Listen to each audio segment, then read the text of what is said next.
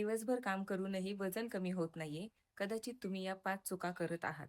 पहिली म्हणजे breakfast skip करणे. जर तुम्ही सकाळचा नाश्ता स्किप करताय, तर मेटाबॉलिझम स्लो होतं आणि तुम्हाला पुढे चालून जास्त भूक लागते. दुसरी मिस्टेक म्हणजे फक्त चहा कॉफीवर दिवस काढणे. एनर्जीसाठी सतत चहा कॉफी घेतल्याने क्रेविंग्स वाढतात आणि अननेसेसरी कॅलरीज शरीरात जातात. मिस्टेक 3 लंच उशिरा किंवा घाईत करणे. उशिरा जेवण केल्याने ओव्हर इटिंगची शक्यता वाढते. चौथी मिस्टेक म्हणजे एक्सरसाइज केली म्हणजे काहीही खाणे. आपण 5 मिनिटे काय खातो त्यातून जास्त कॅलरीज मिळू शकतात. पाचवी मिस्टेक म्हणजे झोपेकडे दुर्लक्ष करणे. वेट लॉसमध्ये एक्सरसाइज आणि डाएट जेवढे महत्त्वाचे आहे, तेवढेच झोप सुद्धा महत्त्वाची आहे.